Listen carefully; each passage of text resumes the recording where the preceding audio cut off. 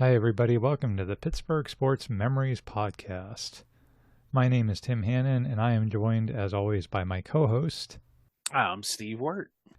So we wanted to do an episode on the 1997 Steelers. That was a really fun season. It fell just short of a Super Bowl trip, but it still featured a lot of great memories. It was a year that saw the Steelers pull out multiple come-from-behind, last-minute thrilling victories.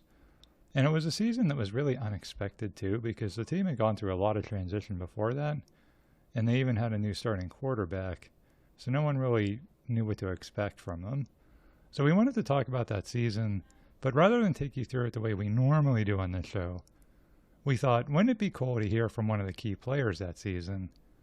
And arguably the Steelers' best player that year, at least on the defensive side of the ball, was linebacker Levon Kirkland. So he was gracious enough to join us and share his memories from that season. And he also shared some really interesting insights into everything from Bill Cowher's personality to the reason he thinks they lost that AFC Championship game to the Chargers a few years earlier. So take a listen. We think you'll really enjoy this interview with Levon Kirkland.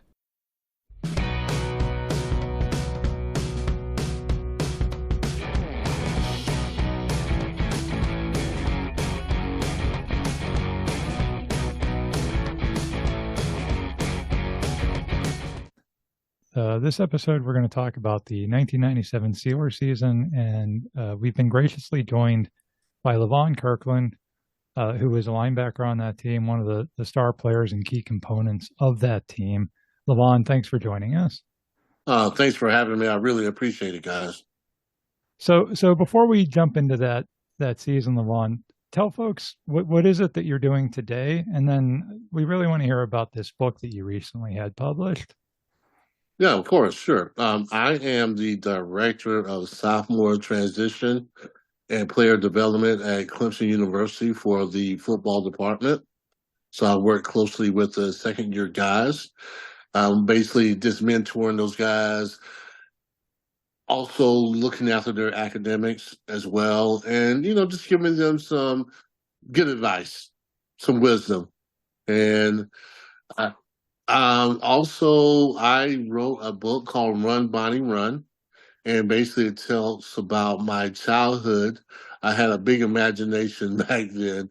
So I talk about being 11 years old, dreaming about going into the NFL, especially Clemson University, and just going through that era of time where I met Coach Terry Thiers, and he kind of took me under his wing, and he helped me to get to that level. Also talks a little bit about my father and family, and it's a good little book. It actually was on the Amazon best-selling list for a second or so, but it was a lot of fun to write. And that's basically what I'm doing now, and I'm just trying to be positive, give out the good word, talk about God and what He's done in my life, and that's what I'm doing, being a father and being a brother and being a good friend. That's awesome. That's really cool. And in the book, we'll post a link to that in our show notes if folks want to go out and get that. I understand that you're trying to make that the first in a series. Is that correct? Yeah, I want to make it the first 3 books. The next book will be more so about me being in college and playing for Clemson University. And it's going to be called Bonnie Run Down the Hill, kind of like the hill at Clemson University. If anybody follows college football, we know about the hill at Clemson University, and kind of talk about being a freshman and all the way to my senior year, so I get drafted. And then the third book, it's going to be called probably Bonnie Goes to the Pros, and it's going to state about my pro career, but it's going to be probably more so targeted to young people, young men, middle school kids that can read about that and see what it takes to really get to the highest level. Hey, Mr. Kirkland, it's Steve Wirt, and Hey, Steve. I know you went to Clemson, and you're obviously a big Clemson guy. So, are we going to see you in Pittsburgh in November later this year? Are you coming up for the Pitt Clemson. I know you Clemson guys are afraid to play Pitt because we seem to beat you more than we lose to you. But I Okay. mean, you're more than welcome to come up here. I think the series is it tied, or you guys are up I 2-1? think it's up like 2-1. You beat us Yeah, in I the think most so. important one with the one The ACC. ACC championship, yes. Yeah. But you guys have handled us in the regular season, so I can understand why you think that I'll be fearful to come up to Pittsburgh. But Pittsburgh's kind of like my third home, so I'm sure I'll be welcome there once I get there. But yeah, I plan on being in Pittsburgh, and it'll be cool to be back up there again.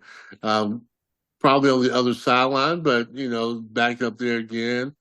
Our guys gonna probably have to get used to the cold weather, but it should be a fun game. I mean, Pittsburgh looks really good. I watched a little bit of the West Virginia game, and they have a nice little offense. So we're gonna be in for a challenge for sure. Oh, it should be a fun game. It should be a fun Yes. game. Yeah. So shifting gears here to this 1997 Steelers season, and before we get there, let's just back up a little bit. So you get drafted by the Steelers in 1992, and I think at the time, in 1992 we had the 70s, right, and all that, but in 1992 it was kind of a mediocre football team for a long time, and now they have this new head coach in Bill Cowher. You're coming from Clemson at the time. What did you think when you got drafted by this cold weather team with this young head coach? Oh, I really wanted to get drafted by Pittsburgh because I talked to the Steelers officials before I even got drafted. I really liked the vibe that Coach Cowher had. I thought that, man, he was a young guy, maybe 34 years old. I'm not quite sure exactly how old he was, but I just liked his energy. And I grew up not liking the Pittsburgh Steelers at all. So it's kind of funny that I wanted to get drafted by them. So the day of the draft, and up comes the 38th pick, I go into my sister's bedroom and said, look in the mirror, and I said, they're going to draft me. They're going to draft me. They're going to draft me.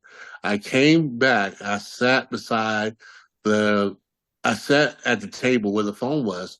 The phone rings, and it's Tom Donahue. Tom Donahue, who calls me up. And then Charles Bailey got on the phone, and he welcomed me to the Pittsburgh Steelers. And oh man, I was thrilled. I couldn't wait to play for him. And I knew that, in the 80s, wasn't that great of a decade for the Steelers, but I really felt the energy coming from Coach Cowher. And I felt like, I can make a difference, that I can be a good player for the Pittsburgh Steelers. Maybe I was naive. I didn't know exactly how many years an average guy played, but I didn't really pay attention to any of those stats. I just went in with an open heart, and, God blessed me, and I was able to play for 9 seasons with the Pittsburgh Steelers. So that's kind of how it all came about. And it was a great choice for me, great organization, great coaching staff. I had guys like Dick LeBeau, Dom Capers, Marvin Lewis, John Mitchell. We had some good guys like Mike Archer, Jim Haslick. So I was surrounded by good coaches, and it's all about the atmosphere. It was a championship atmosphere. Although we didn't win one, we felt like we carried that championship kind of swagger with us. And it was great. I had great teammates, man. I had fun playing with the Pittsburgh Steelers. Was there any, you were mentioning all those great coaches, was there any one of those coaches, and they can be high school, college, or pro, that really like formative years? I remember you talked earlier about a coach. Yeah, Coach Terry Cyrus was my high school coach, and he was the coach that really instilled in me that I had an opportunity to play at the highest level. And I think he was really talking about college as the highest level, but I always felt like I was going to go to the NFL. And probably like most young men at that time, we all think that we're going to the NFL, but I truly believed that I was going. And it was a lot of fun. It really was. It was a great time for me. And Coach Cyrus was that guy. I mean, he was kind of like a second father. I had an amazing father, but my father didn't really know that much about football or being a student athlete. And that's what Coach Terry Sires came into play, where, he took me to my first college game. He took me on my college visits. And so without him, I don't know really where I would be, to be honest with you. And he was an amazing guy. But there's a lot of coaches along the way. Uh, in college, is Tommy West, Miles Aldridge, Danny Ford, of course, was a big influence on me. Gene Chizik was our graduate assistant when I was there, and he really taught me a whole lot about the game. And then when I go to the NFL, it's not only the coaches, but Jerry Oslowski really spent a lot of time with me, helping me understand the inside linebacker position because I never played it until I got to the NFL. Kevin Green was really helpful as far as showing me how to watch film and what to look for. And then we had Greg Lloyd and Rod Woodson, Carnell Lake. Those guys were great examples of how a player should play the game. And I really looked up to those guys. And, had guys like DeMonte Dawson, who was a all everything Hall of Famer guy that really just showed you how to get it done. So there's a lot of influencers that was helpful as far as my career is concerned. So you talked about sort of that championship swagger that started in '92 with that new group of guys and with a new coach, and then sure enough, you guys have a lot of success those first couple of years. You even make it to the Super Bowl in '95, and of course, you have a huge game. I think a lot of people thought you were in line for the MVP of that game had we actually come back and completed the comeback. And by the time we get to 1997, you're really a bona fide star. I mean, you've been to the Pro Bowl by that point. But going into that 97 season, there's a ton of change happening entering that season, especially on defense. These were the players who had left between 96 and 97 via free agency or some other means. Willie Williams, Deion Figures, Brenson Buckner, Chad Brown, your inside linebacker partner, and then Rod Woodson, who you mentioned, and then Dick LeBeau had left to take the head coaching job in Cincinnati. So did that feel like a lot of change for one season, and was it tough losing some of those teammates? Yeah, it was especially tough. I really felt like we had a great chemistry with those guys that you mentioned, especially with me and Chad Brown. I felt like me and Chad Brown really grew together as linebackers. We really became two of the best to play the game. And I thought that we would play together for a longer bit of time than we actually did. Yeah, it's always tough when it's change. But for us, fortunately, we kept the same scheme on defense, so it wasn't really something that we had to learn more. It was more so Jim Hasley coming in, having to understand the defense. So we didn't really have to change from a schematic style. But yeah, you got different players, and a lot of times you just can't plug in guys. But fortunately, that year we were able to do that. We had Jason Gilden, who was a up and coming outside linebacker. We had Dante playing on the other side. We had Earl Holmes in there. We still had Joe Steed, Darren Perry. I think we still had Carnell Lake. So we had a good nucleus of guys still there, but man, I think about the possibilities of the guys if they could have stayed, how good we could have been, especially if everybody would have been healthy. We were formidable defense. I don't think 97 was really our best year, but it was a pretty good year. We had a really good team that year. But I think the 94 defense was probably the best defense we had during that time. Yeah, you also that year were breaking in a new quarterback. That's when Cordell Stewart got the starting job. Coach Cowher had Neil O'Donnell left, and then he had pivoted from Jim Miller to Mike Tomczak. 97 comes, Cordell is going to be the quarterback. You guys lost a bunch of pieces on defense. Do you remember what were your expectations going into that season? I'm sure probably you guys, the expectations are always high, but was there a part of you that even wondered, are we getting worse, not better? No, the expectations were high. I mean, we we have gone through that transition before where key guys would leave and we would put another guy in there and we wouldn't really miss a beat. So the expectation was for us to do it again. I think the only question mark was how would Cordell Stewart do, but he got some chances the year before to play quarterback, and we knew he was a dynamic player. We knew he was a guy that could scramble out of trouble.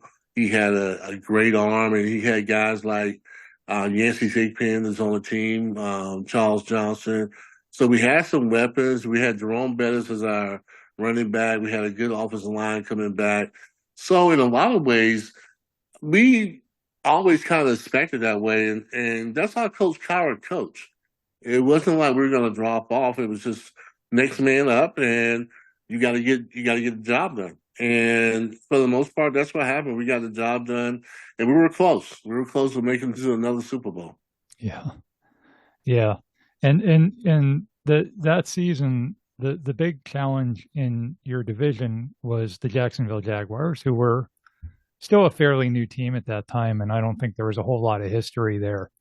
And the first game you guys played there was in week 4. It was early in the season, and you were kind of all over the field in that game. You had a sack, you had multiple tackles for losses, but the game comes down to a field goal attempt by Norm Johnson. Field goal gets blocked. You guys lose. That's also the game where when the Jaguars player blocked the field goal, he started running down the field with the football, and Coach Cowher almost tackled the guy. Yeah. Is that something that you remember, or is that something you guys gave him a hard time about later?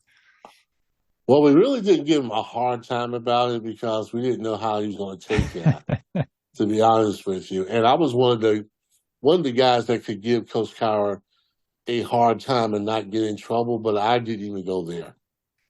And it was an emotional game, to be honest with you. It was a game, Monday night game.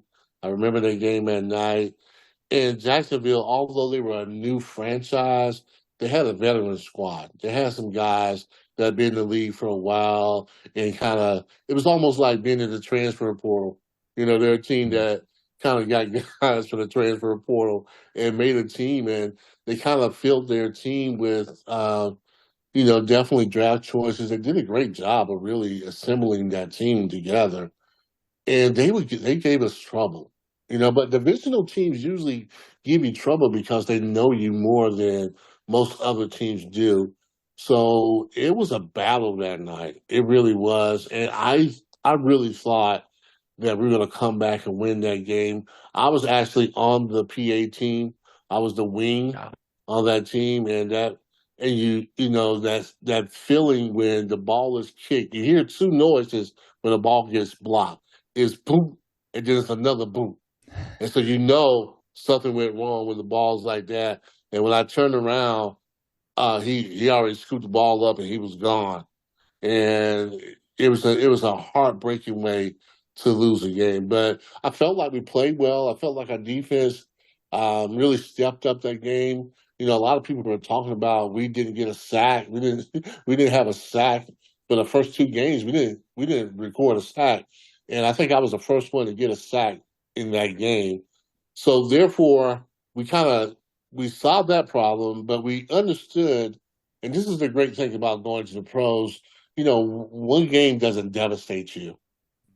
You always have a perspective that maybe now college is having that too because of the 12-team playoffs. You don't have to be devastated if you lose one game. If you win out in your conference, you're going to be in there. So we watched that film and we just like, okay, there's certain things that we need to fix. And we fixed those things, we're going to be good. And we started kind of rolling from that point. So to your point about rolling after that point, you guys, a couple of weeks later, you're in Baltimore. And this is probably a little bit before Baltimore-Pittsburgh became such a deep rivalry. You guys are down 21-0 in that game.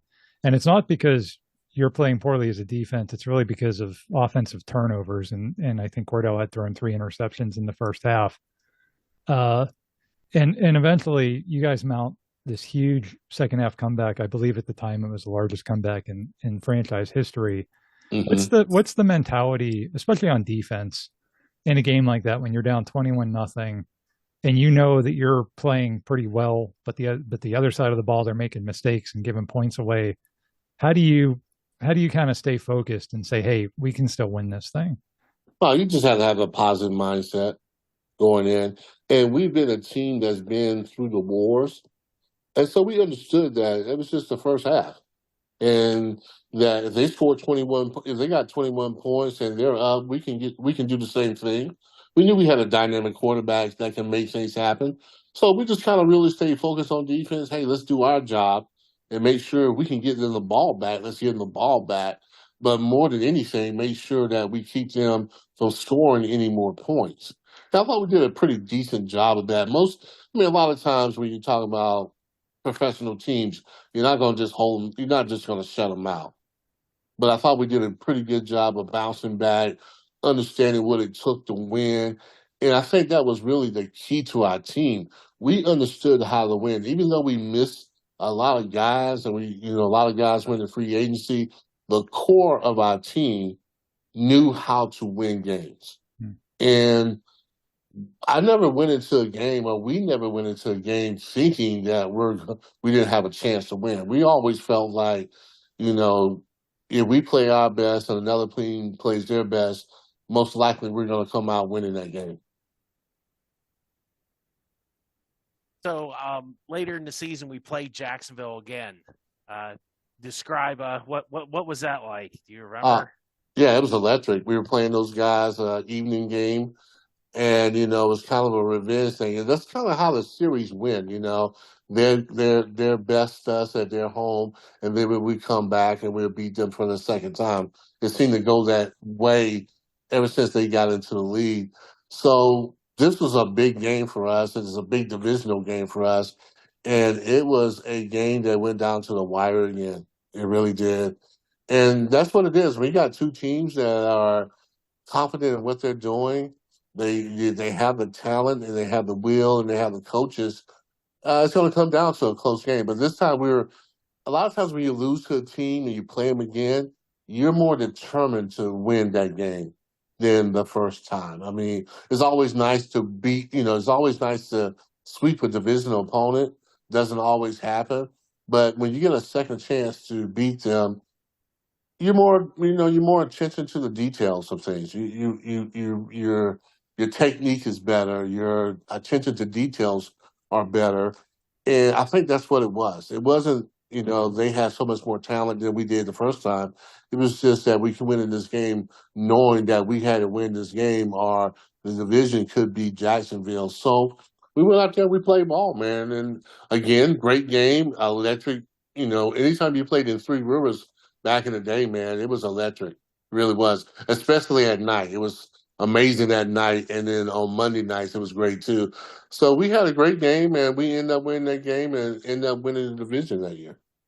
Do you remember? I remember Coach. That was Tom Coughlin, and I don't know if that was the season, but I know there was a guy named Battle. I think his last name was Battle, and he was a practice squad guy. Yeah, And they were signing him off of your team yes, and putting him on, and then he was like trying to spy on you guys, like asking, "Well, what's Pittsburgh doing?" And then he would cut him, and they actually changed the NFL rules because of that, where when you go and pick a guy off the practice squad, you actually have to dress him, and at least you don't have to play him, but you have to dress him for that week. But that was always a fun part of the rivalry. Was I joke, I always called him Colonel. Yeah, Colonel Coughlin. I remember I used to joke. Yeah, it seemed like a good strategy at the time, but the wonderful thing about football, in theory, everything works and everything doesn't work. Somebody can know your plays, but if they can't stop it, they can't stop it. You know, it's just like a team who can run the ball very well. You may know exactly what they're running, but the guys up front that are doing the blocking and coming off, I mean, that's the difference. It's the difference is in the reality of the players and their skill. So you can have the whole playbook and know what people are doing. It can give you an edge, no question about it. But we had a different defensive coordinator at the time, and a different quarterback. So I think although they may have knew some stuff that we did, they probably didn't know always in what situation we were going to call. If you're talking about Dick LeBeau, that might have worked a little better if Dick LeBeau was still there because he might have called things a certain way and they could have got a tip. But it didn't work anyway, so it was all good. Yeah, that Jaguars game, you guys won in overtime.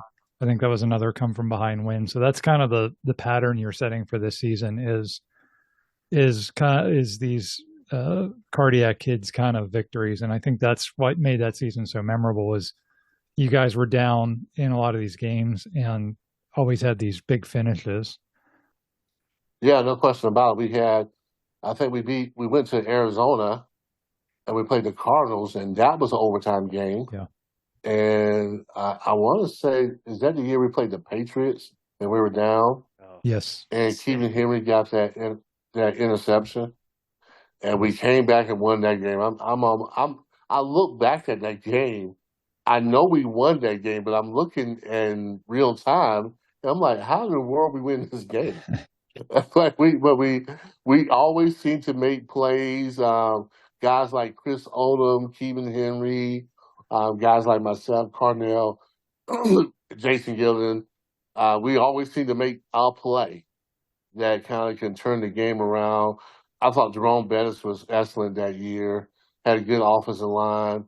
Yancey Sapien was amazing as well. And Cordell gave us something that I don't think a lot of other teams had.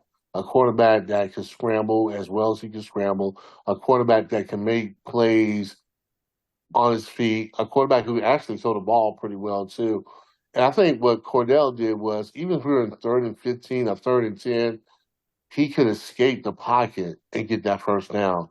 And trust me, when you're on defense and you got a quarterback that can run the ball, you just don't have enough bodies a lot of times to get it done. Do you play man, or do you play zone? If you play man, then everybody back is turned away. And if you don't get up, if you don't blitz them or get them with the front four and you leave a lane open for him, then it's over. He's going to get that first down, and then you have to start all over again. It's, defense, you're like, man, we got, it's first down again. We got to go through this. So I think that was what really helped us be a really good team. We had enough playmakers on offense to get it done. We had that dynamic quarterback, that secret weapon, and that defense, although there was a lot of changing parts, we played it so well and we knew it so well. And so a lot of times we were more focused on what offensive teams did. And we just had that sense of Pittsburgh pride and ownership that you have to take. And we just turned that season that seemed like it would have been just a ordinary season into a really good season. Yeah, and for you personally, that season you have a career high in tackles, you have a career high in sacks, you finish in the top 5 for NFL Defensive Player of the Year voting, and this was despite losing Chad Brown as your partner in the middle of the defense. What do you think allowed you to kind of go to that next level of dominance that season? I think it's just belief and confidence and faith in, yourself. Like for me, as I become a older, wiser man, I know that God was with me as well. But I think, I really trust what I saw in a lot of ways. So, those first couple of years, you're a good player, but in order to be dominant, you got to work like you're the best, and then you got to really trust yourself, and you got to be able to take some gambles here and there. You got to be able to. I think my leadership too was really good as far as the inside linebackers. I think the guys really respect who I was, and that they knew I can make plays. Not only just in a run game, but also in the passing game as well. And I think that was one of probably the unique things as far as what I did. A guy of my size and stature being able to make plays in the passing game. And I think what a lot of people don't give me credit for was that although I was a physical player, no doubt about that, that I was a really smart player as well. And I understand what people were trying to do to me, but I was also a really good technician. So I would make the opponent do what I wanted them to do in a lot of ways. And, you had great teammates, so those teammates help you make plays as well. So it's not just myself. I just had tremendous teammates that can make plays as well. And that gives you confidence. You never want to play a team sport and be just the only guy that people need to count on for making plays. That's a lot of pressure for anybody to do. So for me, I was fortunate. I was really fortunate, really blessed to play with an organization like the Pittsburgh Steelers, play on a defense that allowed me to use my God-given talent. And we had that mental perspective and that mindset that we were always going to win no matter what. So I think that would contribute to me having a really great year. Um, Now you said you were a leader. Now, when you're lead your leadership, were you more of a vocal guy, or were you more like I'm going to lead by example and have people follow me, I think or a mix, whatever. I think it was a mix at that time. I think when I first started playing inside linebacker, I was just more of a show me guy because we had guys like Rod Woodson and Greg Lloyd and Kevin Green who were very vocal at the time. So I just needed to manage the team as far as making sure I got the right calls and making sure I lined up guys right. That was really just my responsibility. And just honestly, you kind of grow into that leadership role, and the more guys we kept missing, and I think I was really the only linebacker from that linebacker crew that we had. I was the only one left. And you just, you show people by example and you get guys going. That's what I loved about the huddle in professional football was, hey man, we're losing grip. Hey, it took like somebody like myself to say, hey, let's go. Let's play. And I wasn't only motivating them, I was motivating myself too. A lot of times when you give those talks, you're talking directly to yourself as well. So I think that I was a combination of both guys, a guy who made plays, and then also a guy who led by being a little vocal. And I have a secret for you. If you're not making plays, people are not following you. They're not following you. So if you're doing a lot of talking, but you're not making any plays in that arena, in that industry, guys are really not going to pay attention to you. Because they know they're like, he's not doing it. Why am I listening to him? But if you're doing it and you're making plays, more guys are going to be like, they respect that part of the game. They do. Yeah. Got to walk the walk. Yeah, gotcha. So speaking of the vocal component, there's a game in Philadelphia that season where they have you mic'd up for NFL films. Oh my gosh, yes. Had you been mic'd up before and when that happens, are you starting to think more about the words that you're saying and stuff like that? Or do you just more regret it after the game because you were just sort of in game mode and now maybe you're hearing stuff that you wish you wouldn't have said, or are you happy with, does it make you self-conscious at all? I was actually happy with what I said. I didn't want to curse because my father is a minister. So I was very conscious about cursing or anything like that. I'm not a big cursor anyway, but in a game, things kind of slip out. So I wanted to make sure I represented him and the Kirkland family in a good way. I might have talked a little more than I normally talked in that game. I think when you have the mic, you kind of talk a little bit more. But it was a lot. I mean, it was a lot of fun. It really was. It was kind of a badge of honor that they mic you up and see what you're talking about. So it was a lot of fun. I was definitely conscious about that. But once you start playing, it just starts flowing a little bit more, But at first you are. And you're telling guys, listen, I'm mic'd up, so don't say anything that you're going to regret. So late in the season, you guys get two huge wins against playoff teams. You beat Denver at the River Stadium. That's another game where you come from behind to win. And then you already mentioned the game at Foxborough where you're down 8. It's a 2-minute warning. All Drew Bledsoe has to do is get a first down, and Keevan Henry gets that interception. And then Cordell leads a touchdown and a 2-point conversion. You guys win that game in overtime. At this point, is it like starting to feel like a little bit like a team of destiny? It really does, because the Broncos came in and they were really hot at the time. I mean, they had weapons all over the place. They played great defense. But I think at that time, we were tired of hearing about how great they were. And that's all you heard about Denver. How you guys going to start Terrell Davis? How you guys going to start Shannon Sharp, John Elway? I mean, they just had a load of guys, and I'm a guy that, I respect others, but to me, when you pump them up like they were pumped up, you just added fuel to the fire. And so that game, they just did. They just add fuel to the fire. And I was like, man, we're gonna play well this game. And I think they might have came in not fully prepared for what we had for them. And our offense was able to really do what it wanted to. Cordell Stewart was fantastic in that game. Our defense was able to kind of bounce back and to hold them in check.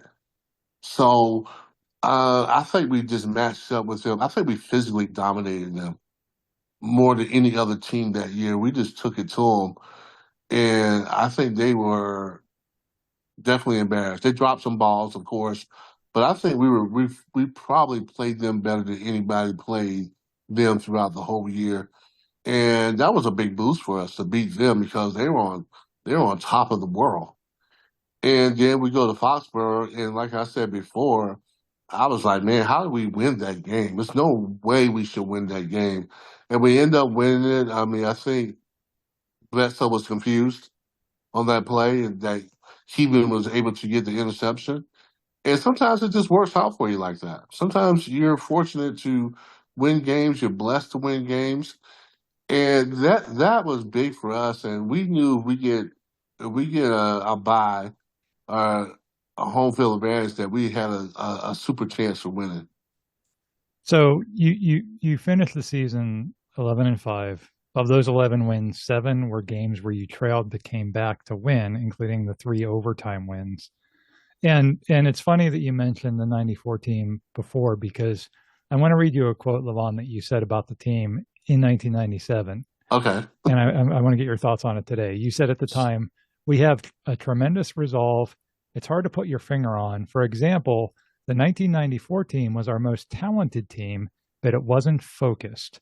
Too much rap video talk and all that stuff. This team is the most focused since I've been here.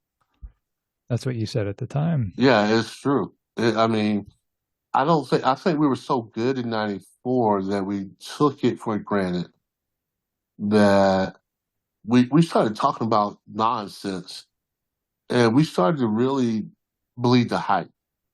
And I think a lot of times you have to be careful as a team to start believing the hype. You have to keep focused on the goal. We didn't do that. We were much better in '94. And I mean, I think Sports Illustrated had us on the cover at one time. We were known as the 60-minute men. I mean, we were blitzing all over the place. People could not stop us. We were dominating people. And I think we played San Diego, and we just kind of lost focus. We felt like, oh, we're going to beat these guys. There's nothing wrong with confidence, but then when you stop paying attention to the details, that's when you get in trouble. And we should have been more focused on the details, but a lot of times that don't come until you get some experience. Until you've been through some wars of your own, you don't really get that. And I think that's what happened in '94. We were not as focused as we should have been. I think '97, we weren't as talented, especially on defense. I don't think individually, if you go down the list and you say who's better, that 94 team wins by far. But I think we were focused on how to win, and we scrapped a lot. I think we scrapped a lot better. And when a team was leading us, we didn't really panic at all. We just came in and started playing ball. And I think that was just years and years of playing at a really high level is the reason why we were able to do what we did in 97. When you say that in 94 you said nonsense. What do you mean by that? Okay, for example, I felt bad about I really wanted to say something, but I was still a pretty young player at the time. I think I was in my third year.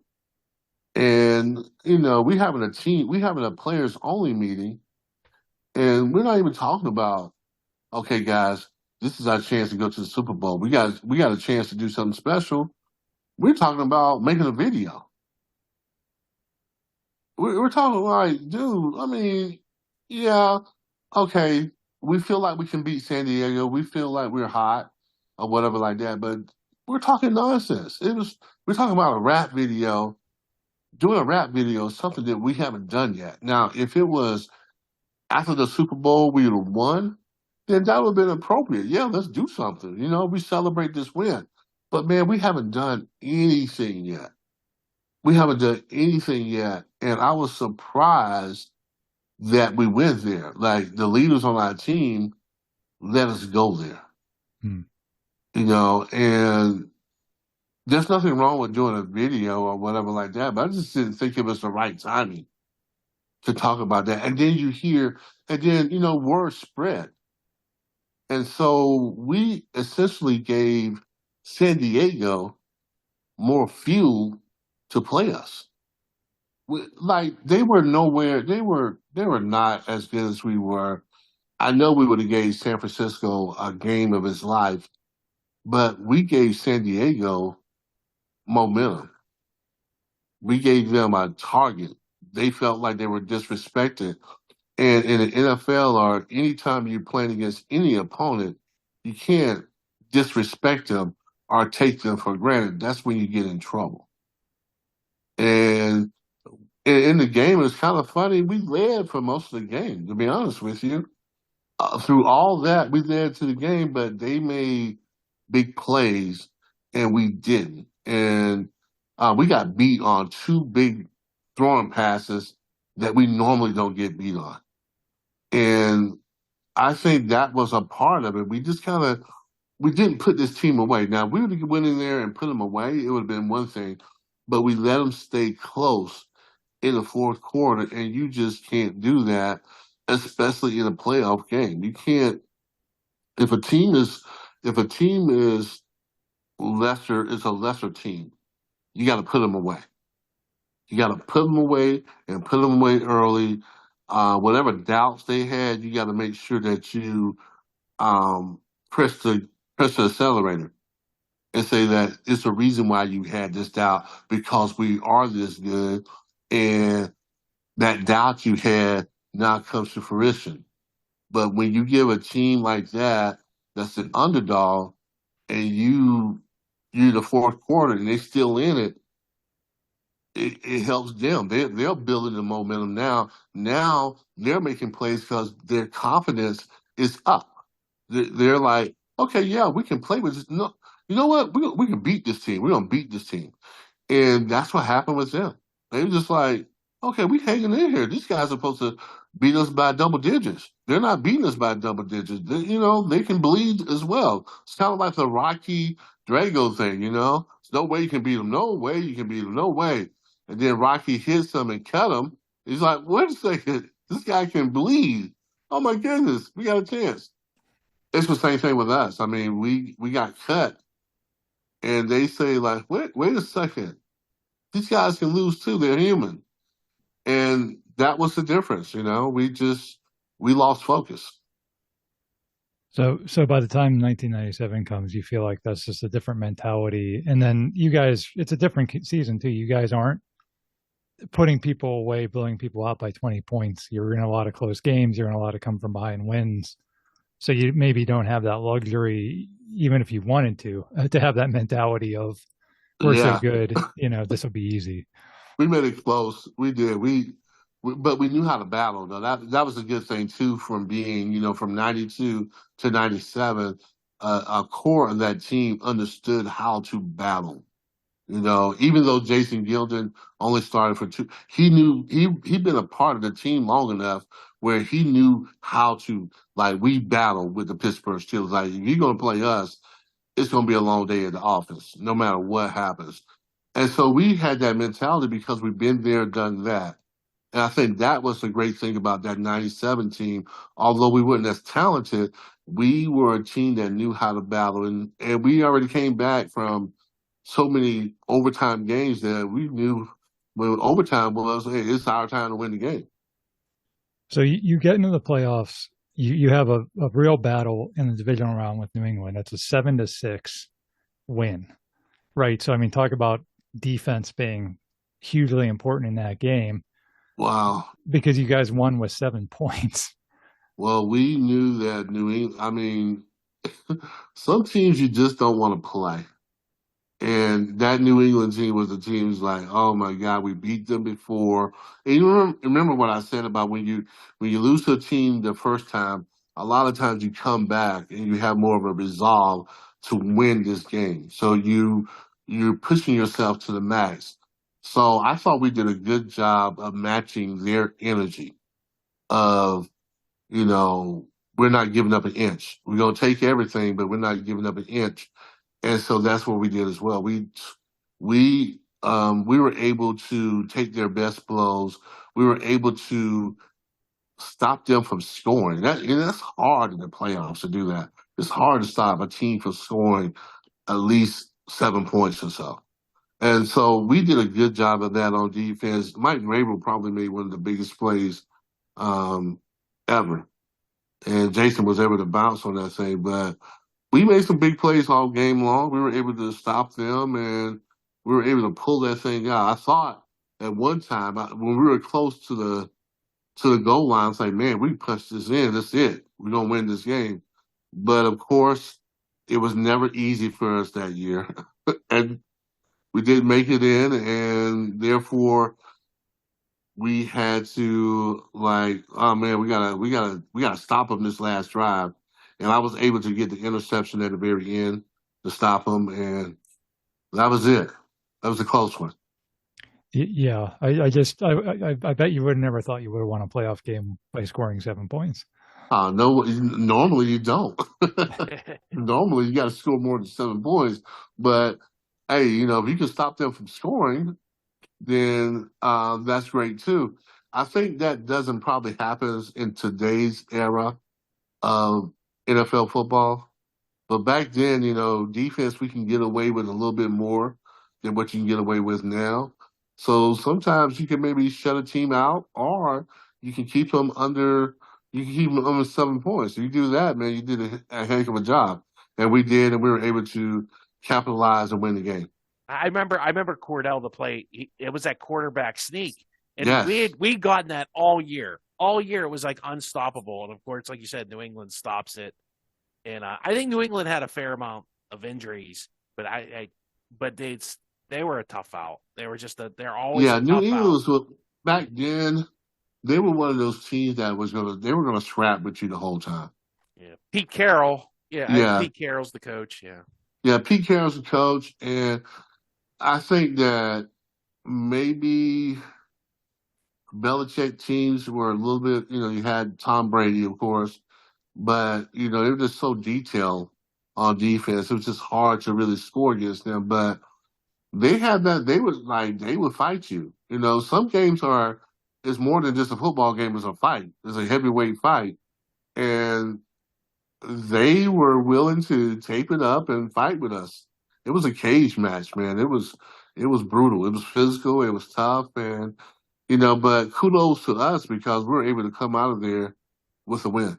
So that advances you to the AFC Championship game. It's a rematch with Denver. And you mentioned, they have that great team, that great running game.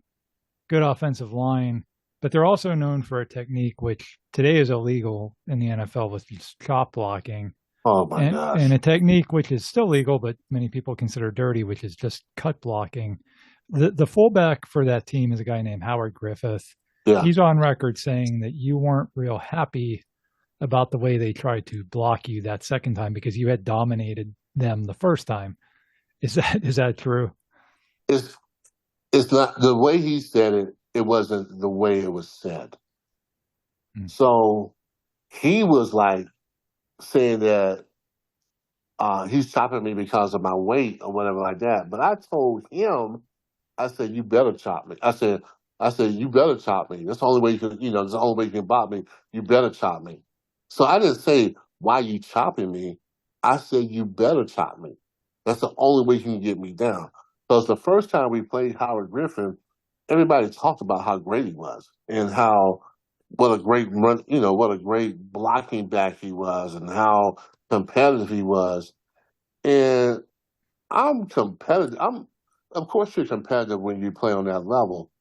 But my coaches, let me tell you, my coaches always try to make me angry. Because you know why they try to always make me angry? Play better. I play better when I'm very angry. You're kind of like the Hulk. We wouldn't like you when you're angry. Yeah, it was. And Coach Cowher knew that. So Coach Cowher always tried to get under my skin. And Jim Haslett just did a great job of just talking about how great this team was. And when I played angry, I was more focused in. Because normally I was kind of loose as a player, like before or whatever like that. But if you made me angry, then I was way aggressive. And that first game, me and him went in the hole and I blew him up. And I did it one other time as well. I mean, I sat him down and he was totally upset with that. So, they win that game. And, the history is written by the winners. And so he gets on America's Game and he tells everybody that I was like, well, you couldn't me. Like I was bitching and moaning about being cut. And I was telling him, yeah, you better cut me. Because that's the only way you can block me. Yeah. And I think in that same America's Game, when they talked about the first game, they showed you when you say sat him down, I mean, you're kind of underselling it. You literally knocked him backwards. Right. And he was the reason Terrell Davis had so much success. One of the reasons was because Howard Griffith was this, like you said, renowned blocking back. So he was not a guy that, he was a guy that had blocked a lot of good players and you just ran him over. And then in that championship game, even if he's cut blocking you, you guys were down in that game at halftime, but you didn't allow one single point in the entire second half against John Elway. Is there something was there an adjustment you made at halftime in that game? Was there something you saw? Yeah. Well, we understood now what they were doing was it wasn't me and Howard. He wasn't, because I think back then, at first, the Broncos didn't cut block you as far as a fullback. They never cut block. So they were cut blocking this game, but they were also trying to get the guard on me instead of Howard usually. Because usually if they run like a lead or something like that, guard blocks down on the one technique, then the tackle blocks out on the DN, and then it's just me and the fullback, man to man. But they did a little different this time. And so we call out to that. And then also, they call a bogus pass interference on Lake, and it kind of gave them a score. And then they also ran a little a route to McCaffrey out in the flats. It's kind of almost a pick play where the safety is there, but they kind of slant the number one, number two guy inside, and they run really close to the line of scrimmage, almost like a jet sweep, but not quite like a jet. and they just throw it to he's pretty much wide open. So we came back and we understood what they were doing, and we came back and we played them hard. That game I'll never forget. I'll never forget that game. That was a tough game. We really battled pretty hard. I mean, I think if we can take away one or two of those turnovers that we had, we win this game because we out physically them every single time. Like they could not stand up to us as far as the physicality of the game. They had a really good scheme. What they did well. We understood that against that zone scheme, what most teams did, where they kind of hesitant and they wait, they were kind of waiting around. And the best thing for that is just penetration. And we penetrate those guys probably better than anybody did. And we got after them a little bit, but, it was just, too many turnovers that game. And we gave up some big plays on defense as well, and it just didn't turn out well for us. And when Shannon got that last catch, we had, we were down by 3.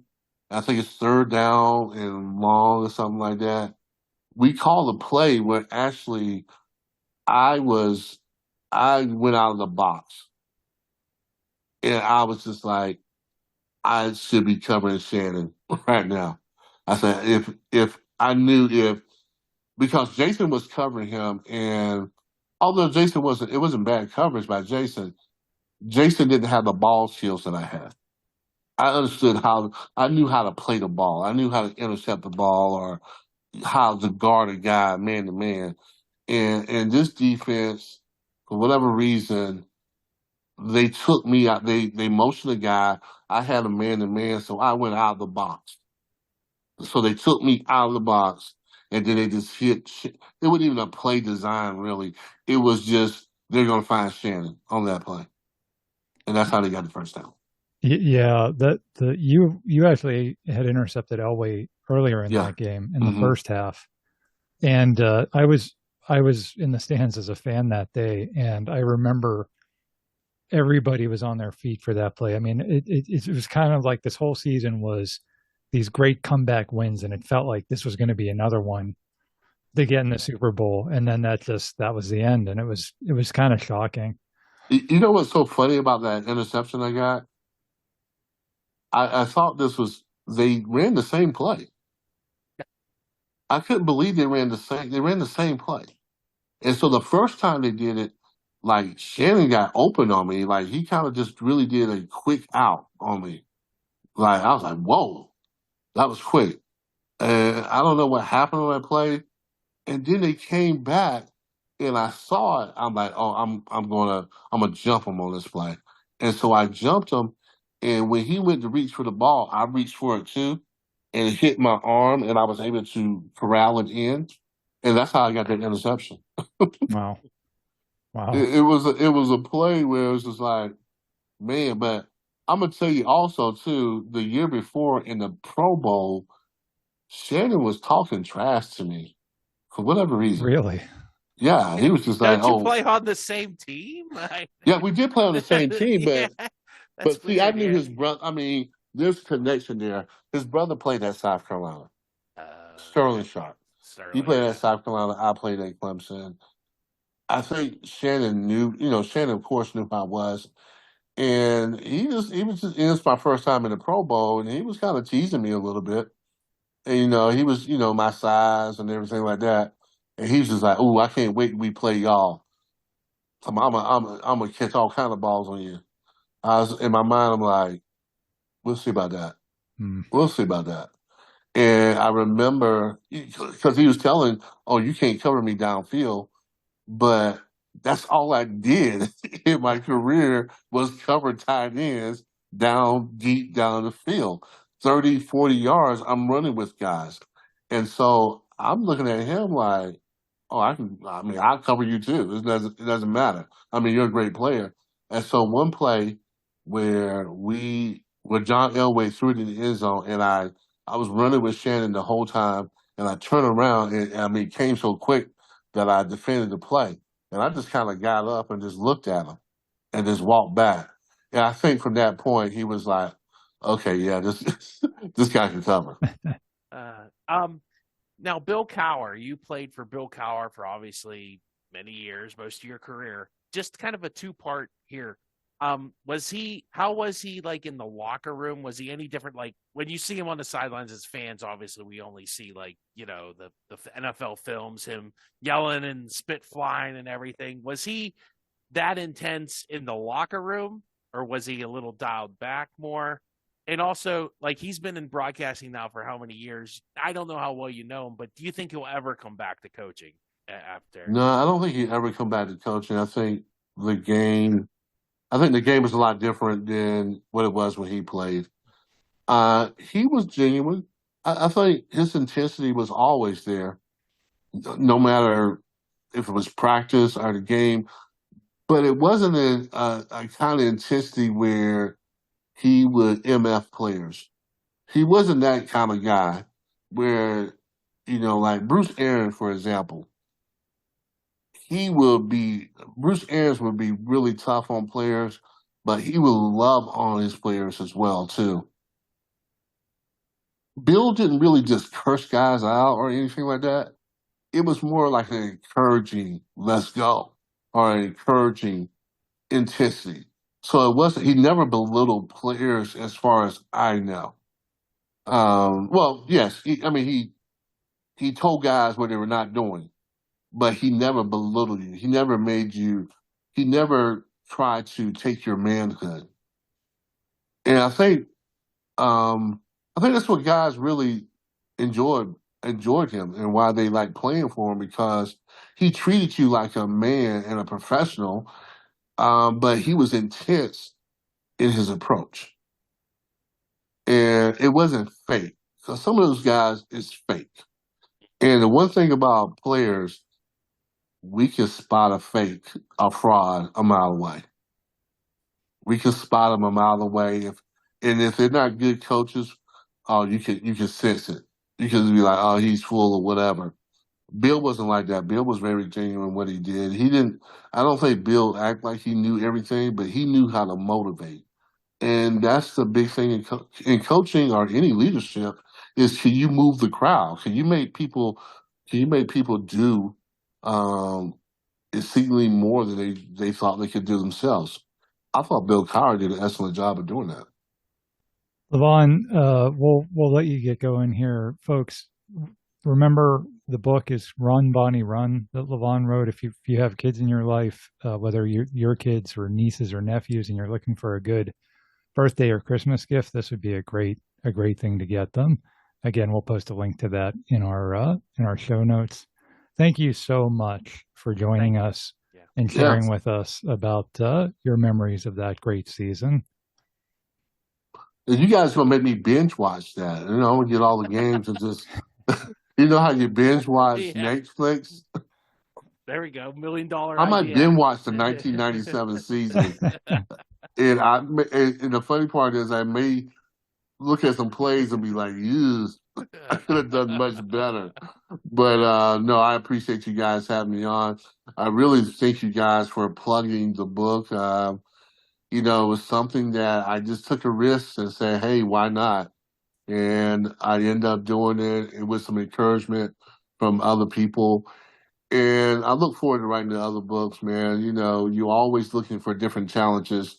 When you played at such a high level, you have to really switch your passion. And I'm so blessed by God to work for such a great college program, Clemson Tigers and Dabo Swinney, and the atmosphere that's around there. It's amazing that I get to go back there and that he handpicked me to come back and to work. Because it didn't have to be, and it didn't have to be me, but it was God ordained, and I'm so happy about that situation. So, man, I am doing well. I still love the Pittsburgh Steelers. I love the fans. I love you guys, man.